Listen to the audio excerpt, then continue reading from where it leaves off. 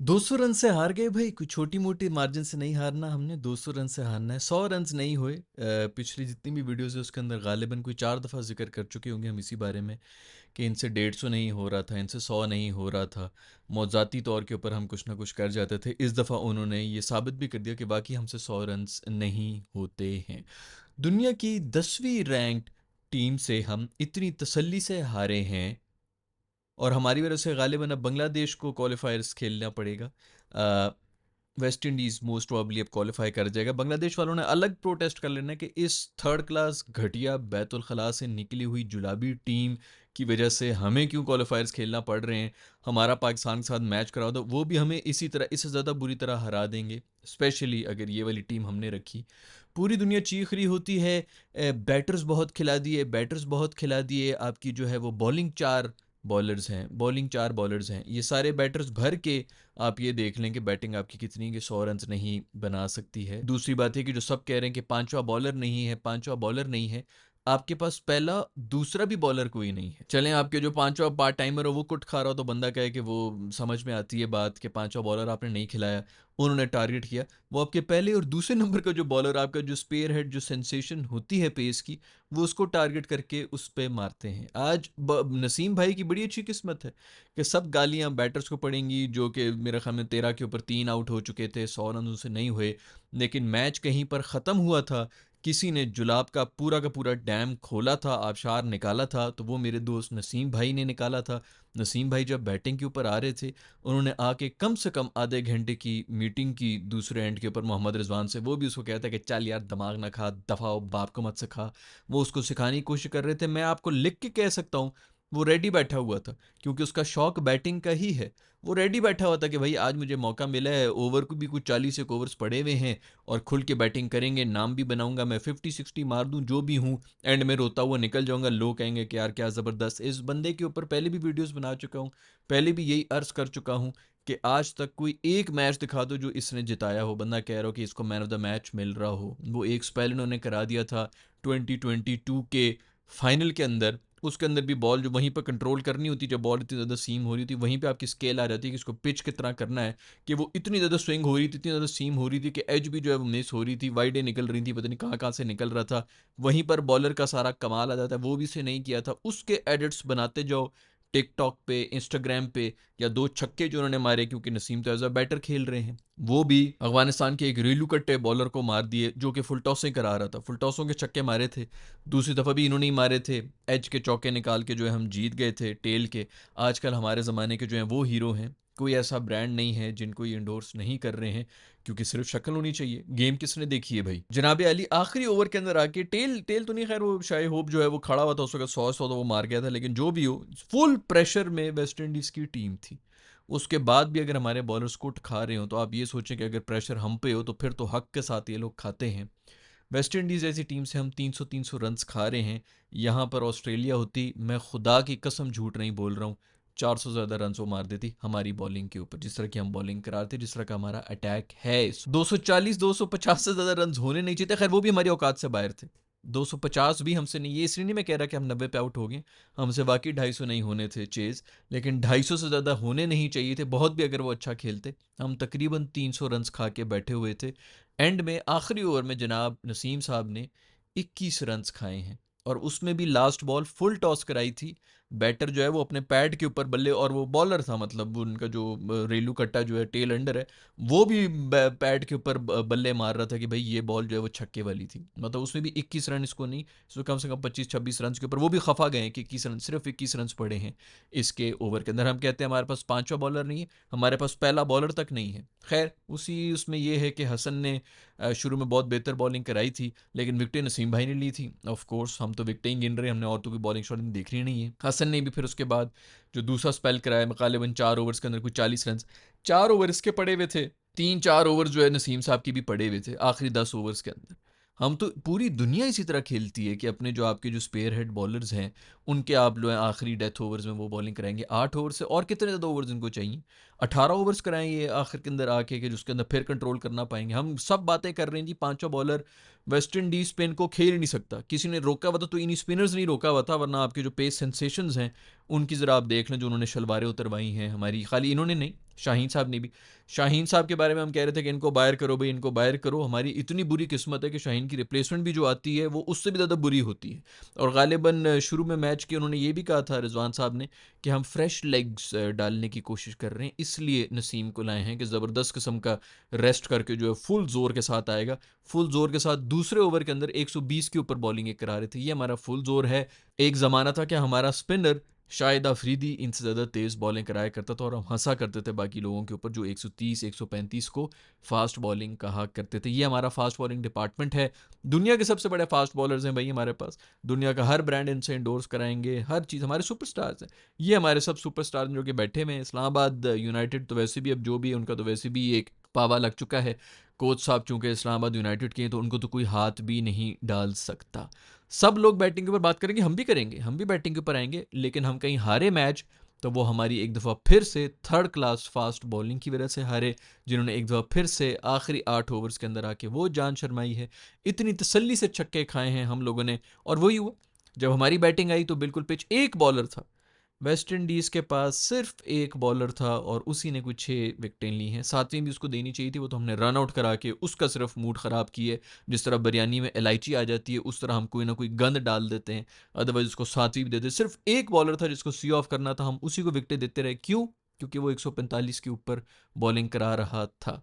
दुनिया में जितनी भी इस वक्त टीमें हैं, ये जो हमारे बेहतरीन बल्लेबाज इस वक्त जो हमारे ज़बरदस्त रिफ्लेक्सेस वाले, इनकी उम्रें हुई नहीं है, इनको बॉल नज़र ही नहीं आ रही, इनको लाइन एंड लेंथ की अब ज़रूरत ही नहीं है। इनके ऊपर कोई भी रेलू कट्टा तेज़ बॉल फेंकने वाला छोड़ दो, मैं लिख के देता हूँ ये उसके सामने 11 बॉलर नहीं खड़े हो सकेंगे। जिस तरह आउट हुए हैं बाबर आजम साहब, जिस तरह की बॉल के ऊपर आउट हुए हैं, कोई भी बड़ा बैटर वेट कर रहा होता है कि ज़रा मेरी टांगों के ऊपर बॉल तो आए, मैं ऐसा फ्लिक मारूंगा कि या तो छक्का होगा या फिर एक बाउंस वाला चौका होगा। जनाब अली इतनी बुरी तरह से ट्रैप होकर आउट हुए हैं जैसे पता नहीं कौन सी कोई बॉल पड़ गई है।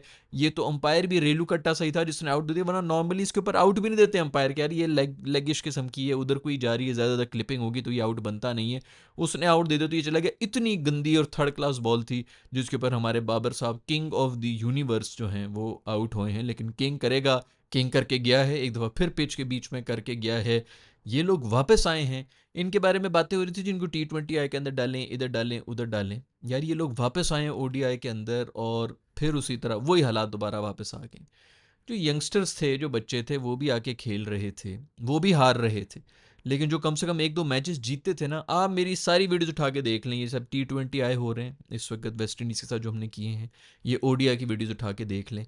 जीतने के बाद भी मैं लगा होता था कि नहायत ही गंदी विक्ट्री थी, मर मर के जीते हैं। वेस्ट इंडीज़ एंड तक गेम के अंदर था, हम कभी भी हार सकते थे, एक दो छक्के इधर उधर हो जाते, हमने हार जाना था। हर वीडियो के बाद मैं यही कह रहा था, जीतने के बाद भी कह रहा था कि नहायत गंदी क्रिकेट खेल रहे हैं। हम एक्सपोज होते हुए बच रहे थे, हम पिछले जो बीच में 2-1, खैर ये तो सीरीज़ हम हार ही गए। 35 साल 1992 के बाद हम वेस्ट इंडीज़ से जो है वो ODI की सीरीज़ हारे हैं। ये 92-91 में हम हारे थे, वो हमने 90s की जो टीम थी ना, जो लेगेसी थी हमारी, उसको ज़िंदा करने के लिए हमने दोबारा से जो है ये सब वेस्ट इंडीज़ से हम हारे हैं। वेस्ट इंडीज़ वालों को खुद यकीन नहीं आ रहा, अब भी कोई टीम भेज दो, साउथ अफ्रीका, ऑस्ट्रेलिया, इंडिया तो खैर ये तो बड़ी टीमें, न्यूजीलैंड, इंग्लैंड, कोई भेज दो वेस्ट इंडीज़ में। ये लोग अभी यार 4 घंटे पहले, पिछले महीने की बात है, 26 के ऊपर ऑल आउट हुए थे ऑस्ट्रेलिया के हाथों।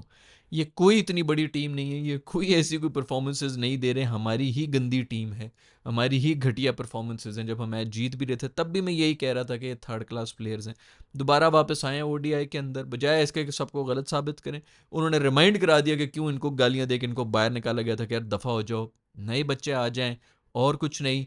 3 हार जाएंगे, जो 2 जीतेंगे उसके अंदर कम से कम नजर आएगा कि यार ज़रा बेहतरीन क्रिकेट खेल के जीते हैं। वही थर्ड क्लास क्रिकेट शुरू हो गई है। मतलब एक टाइम ये भी आ गया था कि रिक्वायर्ड रन रेट भी 10 के ऊपर गई हुई थी, 10 के ऊपर रिक्वायर्ड रन रेट थी। वैसे तो हम 7-8 आउट हो गए थे, कोई चांस ही नहीं था, लेकिन अगर फ़र्ज़ करो उधर 3 भी आउट होते तो मैं लिख के देता हूँ, हमसे कभी भी चेज़ नहीं होता। मैच बिल्कुल ख़त्म हो चुका था। पहले तो हमने मैच ख़त्म किया था बॉलिंग के अंदर, नसीम भाई ने, हसन भाई ने एंड में आके, वहाँ पे तो मैच के ऊपर वो फुल उन्होंने ठप्पू लगा ही दिया था, वो ख़त्म हो चुका था मैच। लेकिन उसके बाद भी बैटिंग के अंदर कोई कसर नहीं छोड़ी। क्या किताबी साइम साहब पूरा टूर्नामेंट बनी बने रहे हैं। एक अच्छा बॉलर था, डिसेंट बॉलर था, सिर्फ एक, उसके हाथों हमारा ये हाल हुआ है। ये भी उसको हमेशा हर ओवर हर मैच में उन्होंने विकटें दी। इस मैच के अंदर आके हमने तसल्ली से जो है उसको रिकग्नाइज करा दिया है, वाकई अच्छा बॉलर है। और वो इतना अच्छा, बस कोई एक अच्छा बॉलर आ जाए हमने उसको विकेट देनी ही देनी। साइम भाई बनी बने रहे हैं, उनकी एक ही बॉल, एक ही तरह की शॉट्स खेलते हुए एक ही साइड के ऊपर आउट हुए हैं तीनों मैचेस के अंदर। अब्दुल्ला शफीक साहब ने मेरे ख्याल में जो किताबीपन दिखाना था वो दिखा चुके हैं। हमारे रिजवान भाई जो हैं उसको वेल लेफ्ट करने की कोशिश कर रहे हैं। उसने भी कहा कि तू इधर आ, मैं तुझे दिखाता हूँ कि किस तरह करना है। बेल्स को उड़ा के गए हैं, जीरो के ऊपर वो भी गए हैं। बाबर भाई भी शुक्र है कि शुरू में चले गए, जो घिसियाँ मार मार के इन्होंने 30 रन बनाने थे 70 बॉलों के ऊपर, उसके बाद जो मजीद जलील होना था, अच्छा है कि शुरू में ही चला गया। थोड़ी बहुत कोई इज्जत बचाई है तो वो आगा ने बचाई, वरना इनसे 50 रन भी नहीं हो रहे थे। दूसरा वही नया लड़का डेब्यूटेंट जो है, जो हमेशा से हर तीनों मैचेस में से थोड़ी बहुत इज्जत बचा ली हमारी, वरना पहला मैच भी हम हारे हुए थे, दूसरा वाला तो वैसे ही हम हारे हैं, उसके अंदर भी इसने बचाई थी इज्जत, वरना हम और बुरी तरह से हार रहे थे। इसके अंदर फिर को 20-25 एक रन बना के चला गया है। नए बच्चे बना के जाएं तो बना के चले जाएं, बाकी हमारे वो ढीठ हो चुके हैं। अब वो हंस रहे होंगे, खेल रहे होंगे, क्योंकि उन्होंने इससे ज़्यादा बुरे हालात देखे हैं। ये तो भी कहेंगे कि वेस्ट इंडीज़ की टीम जो है ना वो एक ज़माने में 80s में बहुत बड़ी टीम हुआ करती थी, ये तो तसल्ली से हार के भी निकले। हम तो यूएसए से हार के इस तरह बेशर्मों की तरह फिर रहे थे कि कौन, वो शाहीन साहब कह रहे थे कि किसने कहा कि पेस खराब है, कोई बीमार है क्या।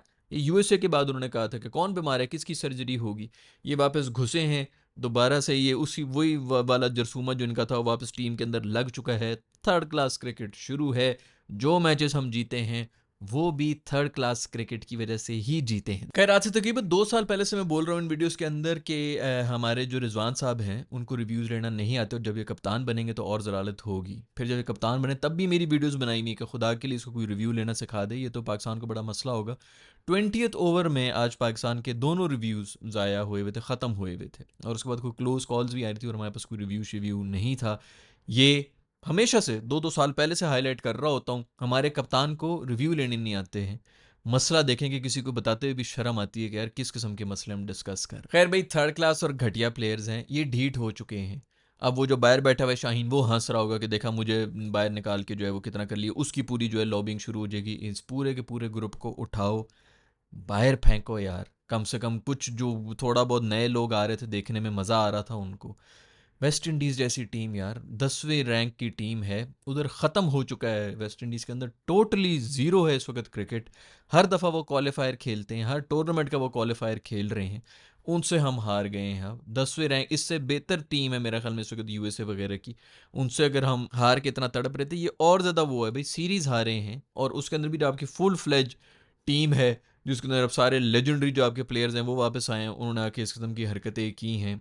या तो नए बच्चे हमने खिलाए होते, बांग्लादेश वगैरह में जो भी वो हार रहे थे, जो भी कर रहे थे, कम से कम इस चीज़ की खुशी थी कि कोई नया लड़का आ रहा है, कोई नया जो है कोई फ्लेवर नज़र आ रहा है जो यहाँ पे परफॉर्म करता है। कामरान को ऐसे गायब किया हुआ कि उसकी फील्डिंग अच्छी नहीं है।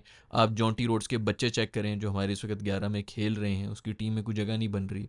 आकिफ़ की टीम में कोई जगह नहीं बन रही है क्योंकि ये सब आए हैं। सुफियान मुकीम को बाहर बिठा दिया जाता है क्योंकि हमारे बाकी जो हैं उनको बीच में बड़े बड़े प्लेयर्स हैं जिनको करना डालना, उनकी उनकी सीट हिलाई नहीं जा सकती। सिर्फ अबरार के साथ ही उसकी लड़ाई हो रही होती है कि नए बच्चे कोई रिप्लेस करेगा तो करेगा, और किसी को रिप्लेस नहीं कर सकता। आकिफ कहाँ गया, कहाँ से आया, बिल्कुल ख़त्म हो चुका है। अभी एक लड़का सलमान मिर्ज़ा सबसे बेहतरीन बॉलिंग करा के गया है, फास्ट बॉलर। पूरे का पूरा हमारा पेस अटैक इस वक्त रैप करके नाली में फेंक देना चाहिए, जो इन्होंने करना था। 2 साल का टाइम हो चुका है दोस्तों, कोई 2 महीने नहीं हैं, कोई 2 सीरीज़ नहीं है, 2 साल से हम जलील हो रहे हैं। उठा के इनको बाहर करो यार। कोई नए बच्चे आए ज़्यादा, वो भी इतनी कुट खा लेंगे। मैं आपको अभी भी बता रहा हूँ दोस्तों, मैं आपको अभी भी बता रहा हूँ कि ये सब वो थे 220 वाले, जहाँ पर बनने चाहिए थे हम 280 खा रहे हैं। कोई अच्छी टीम हो जिसकी 2-3 आउट हुए हुए हो 200 तक, जो कि होने भी अच्छी टीमों के, वो 400 रन मारेंगे इस पेस अटैक के ऊपर जिस किस्म का अटैक हमारा है। ये किसी भी जगह पर, और आपने देख भी लिया है, हर टूर्नामेंट में ऐसे ही नहीं फर्स्ट राउंड में निकल रहे हैं क्योंकि नहायत ही एवरेज और थर्ड क्लास हैं। पीएसएल की हाइप बना के हम लोग खुश हो रहे हैं कि रेलू कट्टी लीग होती है जिसके अंदर मतलब 4 को नॉर्मल प्लेयर्स होते हैं, बाकी 6 रेलू कट्टे घुसे हुए होते हैं। जिनकी किसी भी प्लेइंग 11 में जगह नहीं होती, पूरी टीम के अंदर वो घुसाए हुए होते हैं। अभी मजीद अगर 2 टीमें इन्होंने डाल दी पीएसएल के अंदर, तो मजीद रेलू कट्टा स्टैंडर्ड हो जाएगा। जब 2 रेलू कट्टी आपस में खेल रही होती तो कंपटीशन बन जाता है। इसका ये मतलब नहीं कि क्रिकेट अच्छा हो रहा है, इसका ये मतलब है कि दोनों ही एक ही मुकाबले की थर्ड क्लास टीमें, इसलिए मज़ेदार मैचेस हो रहे हैं। पीएसएल की वजह से इनको सुपरस्टार हम लोगों ने बनाकर इंटरनेशनल टीमों के अंदर डाल दिया। ये बिल्कुल ग्लोबल लेवल के नहीं हैं। अभी रिजवान साहब का आ जाएगा कि पिच जो है वो गलत थी, फलानी थी, मुश्किल थी। तेरे लिए वाकई मुश्किल है यार ये क्रिकेट, इस लेवल की पिचेस तू वाकई नहीं खेल सकता। बल्कि ये अभी मशहूर भी है, ये अभी टीवी पे भी आएंगे, ये प्रॉपर्टियां भी बेचेंगे, ये हर किस्म का काम भी करेंगे, इनका कहीं कोई धंधा नहीं रुकने वाला है। उल्टा लोग अभी भी बहुत आएंगे जो 4 साल के बाद इसको बैठ के बोल रहे होंगे कि भाई आप जो हैं वो आपके साथ बड़ी ज्यादती हुई है। इसके ऊपर भी एक नई किस्म का डॉक्यूमेंट्री बन के आ जाएगी, किसने ज्यादती की थी, पीसीबी चेयरमैन कौन था, फलाना था। पूरी की पूरी साथ से चल जाएंगी। जो फैंस हैं वो पड़े रहेंगे, क्योंकि इस मुल्क के अंदर जो एक दफ़ा किसी का फ़ैन बन गया वो उसका नौकर बन जाता है। मेंटालिटी ही नौकरों वाली है। पॉलिटिकल पार्टी हो कि कोई क्रिकेटर हो, हम तेरे नौकर बन गए, मेरी आने वाली सारी नस्लें तुझे वोट डालेंगी, मेरी आने वाली सारी नस्लें तेरी नौकर रहेंगी, क्योंकि इनको सिखाया गया है कि आप नमक हरामी नहीं कर सकते। आपने एक दफ़ा किसी की तारीफ़ कर दी तो आपकी वफ़ादारी करना आप पर लाजिम है। ये पूरी पूरी नस्लें उसको जो है सपोर्ट करती रहेंगी। इस सब से ये प्रोफेशनल स्पोर्ट हो रही है दोस्तों। यहाँ पर जो परफॉर्म कर रहा है वो करे, जो नहीं कर रहा उसके ऊपर लानत भेजो, बाहर निकालो। ड्रेसिंग रूम में इनके मसले, गालियाँ इनकी आपस में चल रही हैं, सियासतें ये कर रहे हैं, ग्राउंड के अंदर ये गंद कर रहे हैं। ये किस किस बेस के ऊपर टीम के अंदर हैं? किसी का कौन सा कांटेक्ट है, किसने किस जर्नैल के बेटे को बॉलिंग करा दी है, उसके साथ कांटेक्ट्स करा दिए, किसने किस पॉलिटिशियन के बच्चे को जो है वो जाके हैप्पी बर्थडे के ऊपर केक मल दिया या उसने मल दिया है, इसके कौन से बगैर दांतों वाले मुंह के अंदर मला है केक। ऐसी यारियां इनकी बनी हुई हैं कि इनको टीम से नहीं निकाला जा सकता। क्रिकेट का हाल ख़त्म हो चुका है। पिछले 1.5-2 साल से मैं आपको बता रहा हूँ 50% अवाम ने देखना ही बंद कर दिए। और मजीद कितना ख़त्म करना है और कितना मारना है इन्हीं थर्ड क्लास क्रिकेटर्स को डाल डाल के, मुझे नहीं पता। अगर आप लोगों को पता है तो नीचे कमेंट्स में लिख के बता दें। मैं मिलूंगा नेक्स्ट वीडियो के अंदर। अपना ख्याल रखिएगा। अल्लाह हाफिज़।